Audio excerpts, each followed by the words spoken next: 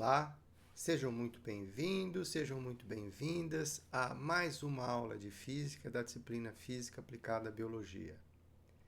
Esta é a nossa segunda videoaula do terceiro módulo e o tema da aula de hoje é a eletroforese de proteínas, focada no processo de ionização dos aminoácidos. A eletroforese é uma técnica laboratorial utilizada para separar moléculas, geralmente ácidos nucleicos, DNA, RNA ou proteínas, com base nas suas cargas elétricas e tamanhos. O princípio básico da eletroforese é o da mobilidade eletroforética discutido na nossa última videoaula. Embora a técnica da eletroforese seja amplamente utilizada para separar diferentes tipos de moléculas, neste módulo vamos focar nossa atenção apenas ao caso das proteínas. Mas afinal de contas, o que são proteínas? Proteínas são macromoléculas compostas por longas cadeias de aminoácidos, chamadas cadeias polipeptídicas, que desempenham uma vasta gama de funções essenciais para os organismos vivos. As proteínas são fundamentais para a estrutura, função e regulação das células e tecidos do corpo. Em relação à sua estrutura, podemos dizer que as proteínas são formadas por 20 tipos diferentes de aminoácidos que se ligam em sequências específicas.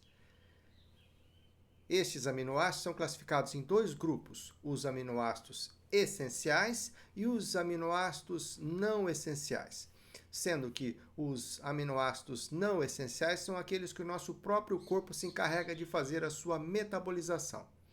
Os essenciais são aqueles que a gente vai ter que adquirir a partir da alimentação.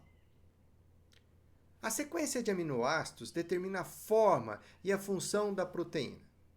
Em relação à função das proteínas, do ponto de vista estrutural, algumas proteínas, como o colágeno, fornecem suporte estrutural a tecidos e órgãos.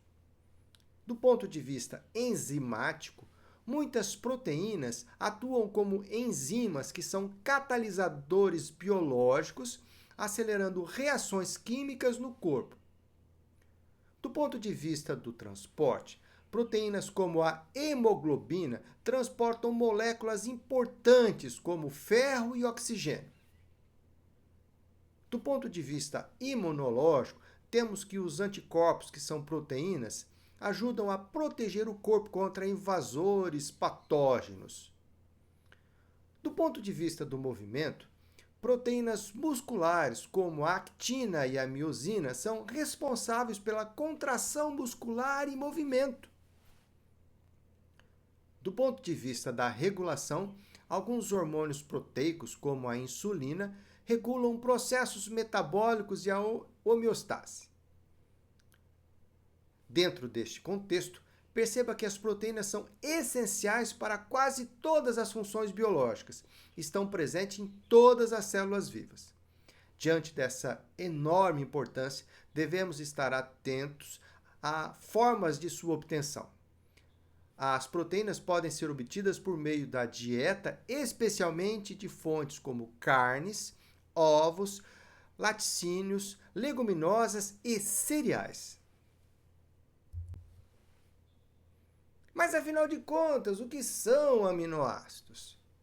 Aminoácidos são moléculas orgânicas que formam a base das proteínas, sendo fundamentais para diversos processos biológicos. Eles são compostos por um grupo amino, do tipo NH2, e um grupo carboxila, que é o COOH. Além disso, ele pode ter ainda uma cadeia lateral R, que pode variar de aminoácido para aminoácido, conferindo características específicas a cada um. O processo de ionização das proteínas refere-se à capacidade dos aminoácidos de ganharem ou perderem elétrons, resultando na formação de íons. Este fenômeno está diretamente relacionado com a presença de grupos funcionais ionizáveis em suas estruturas. Os principais grupos que participam da ionização são o grupo carboxila, COOH, que pode perder um próton, H+, e se tornar carregado negativamente na forma de COO-. O grupo amino, que é o NH2, que pode ganhar um próton e se tornar carregado positivamente na forma NH3+. E temos ainda as cadeias laterais dos aminoácidos com propriedades ácido-básicas, como o ácido glutâmico, que é um carboxilato, tá? A lisina, que é uma amina, e a histidina, que é um imidazol. Os aminoácidos que possuem apenas os grupos carboxila e amina como ionizáveis podem se apresentar de 3 formas diferentes. Uma delas com ambos os grupos protonados, outra com ambos os grupos desprotonados, ou ainda aquela em que o grupo carboxila está desprotonado enquanto o grupo amina está protonado. Estas 3 formas estão em equilíbrio, 2:2, dependendo do pH da solução. No equilíbrio, tanto a reação direta quanto a inversa continuam ocorrendo com velocidades iguais. Temos a impressão de que a reação parou, mas na verdade o que ocorre é que a concentração dos reagentes e dos produtos não muda com o tempo. Para saber em quais valores de pH cada uma das formas ilustradas em tela vai prevalecer na solução, precisamos conhecer os valores dos pKa's dos grupos ionizáveis. Em valores de pH abaixo do pKa1 do grupo carboxila, o aminoácido está com os 2 grupos protonados. Neste caso, o grupo amina tem uma carga positiva e o grupo carboxila encontra-se neutro. A carga líquida deste aminoácido ela é positiva. Em valores de pH muito próximos ao valor do pKa1 do grupo carboxila, encontramos o nosso primeiro ponto de equilíbrio, onde 50% do grupo carboxílico está protonado e os outros 50% do grupo carboxílico está desprotonado. Em valores intermediários de pH, encontra-se a forma do aminoácido com o grupo carboxila desprotonado e o grupo amina protonado. Esta forma de ionização é eletricamente neutra, pois a soma das cargas é igual a 0. Este valor especial de pH, que faz com que alcancemos a nossa segunda forma de equilíbrio do aminoácido, é chamado de ponto isoelétrico do aminoácido. Em valores de pH acima do pKa2 do grupo amina, o aminoácido está com ambos os grupos desprotonados. Neste caso, o grupo carboxila tem uma carga negativa e o grupo amina é neutro. A carga líquida deste aminoácido ela é negativa. Em valores de pH muito próximos ao valor do pKa2 do grupo amina, encontramos nosso terceiro ponto de equilíbrio do aminoácido, onde 50% do grupo amina está protonado e os outros 50% do grupo amina está desprotonado. E é na região de predomínio da forma eletricamente neutra que encontramos o ponto isoelétrico desse tipo de aminoácido. O ponto isoelétrico é calculado a partir da média dos seus valores de pK, como ilustrado na equação em tela. Do ponto de vista experimental, a avaliação do comportamento elétrico de um aminoácido é realizada a partir de uma curva de titulação. A curva de titulação de aminoácido é um gráfico que mostra como o pH de uma solução de aminoácido varia à medida que uma base, como por exemplo o NaOH, é adicionada. Essa curva permite estudar o comportamento ácido-base do aminoácido e identificar pontos importantes, como o ponto isoelétrico e os pKa's dos grupos funcionais presentes. A figura em tela nos mostra a curva de titulação da glicina.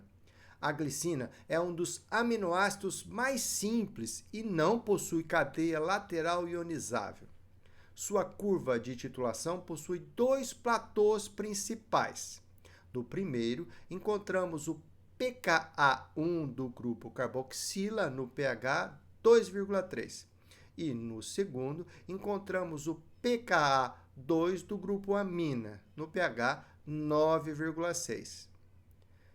Em uma curva de titulação, o termo platô refere-se a uma região onde a variação do pH é pequena ou quase nula, mesmo com a adição de uma quantidade significativa de titulante. Este comportamento está relacionado ao poder tamponante do sistema químico e geralmente ocorre próximo ao ponto de meia titulação. Perceba que nela podemos identificar o ponto isoelétrico da glicina no pH 5,97. Vejam, aqui neste ponto cabe uma pequena observação. Se a glicina tivesse também uma cadeia lateral, ela teria um terceiro platô e exatamente nesse terceiro platô nós iríamos identificar também um terceiro pKa, que seria o pKa 3. E neste caso, o ponto isoelétrico seria calculado a partir da média aritmética de 3 pKa's. O pKa1 do grupo carboxília, o pKa2 do grupo amina e o pKa3 da cadeia lateral. Entenderam? Para obter o valor da carga líquida de uma solução contendo aminoácidos, é necessário considerar a contribuição das diferentes espécies iônicas presentes em equilíbrio, que variam conforme o pH da solução. A carga líquida total de um aminoácido depende da ionização dos seus grupos funcionais, amina, carboxila e cadeias laterais ionizáveis, e pode ser determinada usando os valores de pKa desses grupos. No caso de aminoácidos com cadeias laterais, teremos a existência de um terceiro platô na curva de titulação, cujo epicentro nos informa o pKa dessa cadeia. Do ponto de vista prático, o processo passa por 3 etapas. Etapa número 1, identificação dos grupos ionizáveis. Grupo carboxílico, COOH, grupo amina, NH2 e cadeias laterais do tipo R. Etapa número 2, determinação do estado de ionização em um dado pH. A regra prática é: se pH é menor que pKa, o grupo está protonado. Se pH é maior que o pKa, o grupo está desprotonado.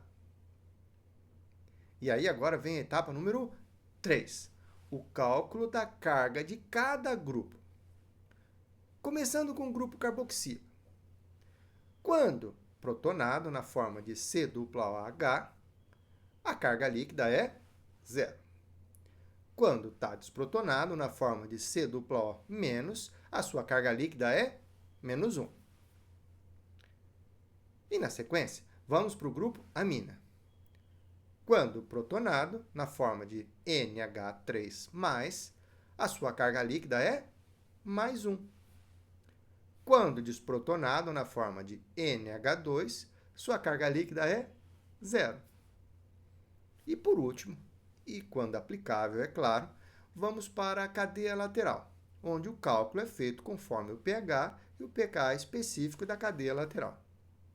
Perceba que a carga líquida total do aminoácido é a soma das cargas dos grupos ionizáveis, considerando o estado de ionização de cada grupo, ou seja, a carga líquida é a soma da carga líquida do grupo carboxílico somada à carga líquida do grupo amino somada à carga líquida do grupo lateral. Eu sei, pessoal, eu sei. Pode, num primeiro momento, parecer complicado, mas não é. Para entender melhor isso daí, vamos fazer alguns estudos de caso. Resolver 2 exemplos.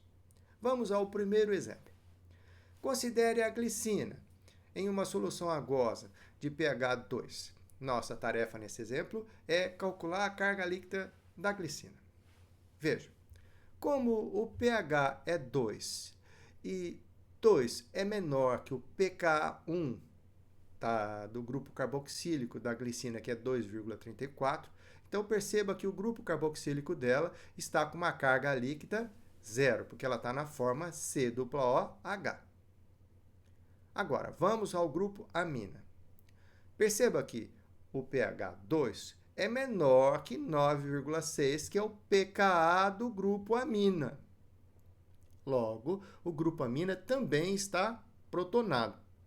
E se ele está protonado, a carga líquida dele é mais 1. Como a glicina não possui cadeia lateral ionizável, então significa que a carga líquida de um possível grupo ionizável seria 0. Desta forma, a carga líquida total da amina, então, passa a ser 0, que é a carga líquida do grupo carboxílico, mais 1, que é a carga líquida do grupo amino, mais 0, por ele não ter cadeia lateral. Com isso, a carga líquida da glicina no pH 2 é mais 1. E vamos então ao segundo exemplo.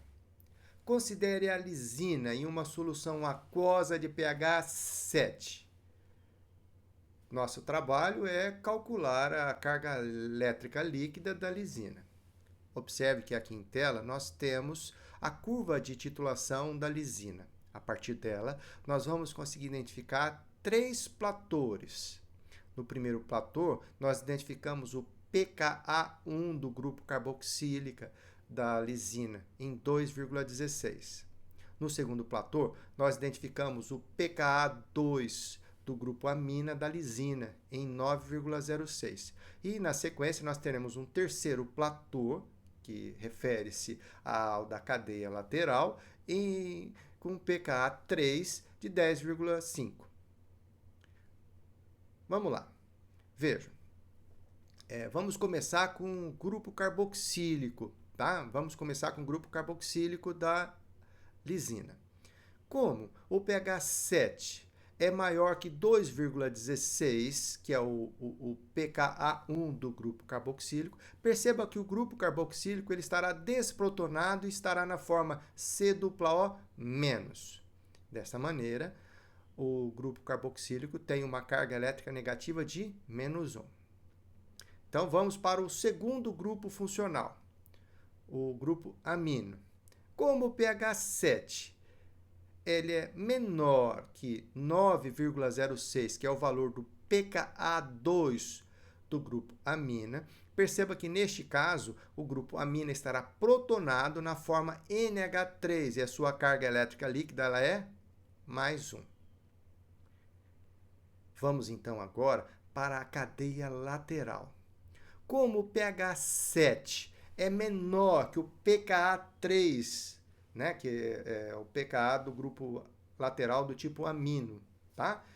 Então, neste caso, o grupo lateral estará protonado na forma NH3 e terá uma carga elétrica líquida mais 1 também. Desta maneira, o valor da carga elétrica líquida total da lisina será menos 1, que é a carga líquida do grupo carboxílico, mais 1, que é a carga elétrica líquida do grupo amino, tá? E mais 1, que é a carga elétrica líquida do grupo amino lateral, tá bem? Com isso, a carga elétrica líquida total da lisina é mais 1. Bacana isso, né, turma? E para nós finalizarmos a aula de hoje, vamos falar da solução tampão, né? Então, para que as moléculas ionizadas possam ter mobilidade, a eletroforese de proteínas precisa ser realizada em uma solução tampão. O uso de soluções tampão é fundamental para garantir a precisão, a eficiência e a reprodutibilidade dos resultados. Dentre as razões para isso destacam-se: primeiro, a estabilidade do pH. As soluções tampão ajudam a manter um pH constante durante o experimento. Isto é crucial porque as mudanças de pH podem alterar a carga e a conformação das moléculas, como proteínas ou ácidos nucleicos, que estão sendo separadas, afetando a sua movimentação através do gel ou do meio sólido que ela estiver acontecendo. Condução elétrica. As soluções tampão são formuladas para terem uma condutividade elétrica adequada. Isso permite uma transferência e eficiência de corrente elétrica essencial para o processo de separação das moléculas. Prevenção de degradação. Algumas biomoléculas podem ser sensíveis a condições adversas, como a presença de íons metálicos ou mudanças de temperatura. Um tampão ajuda a minimizar esses efeitos, protegendo as moléculas analisadas. E, por fim, melhora na resolução. A seleção de soluções tampão apropriadas pode melhorar a resolução da separação, permitindo que as moléculas se movam de forma mais controlada e previsível. Bem, pessoal, por hoje é só.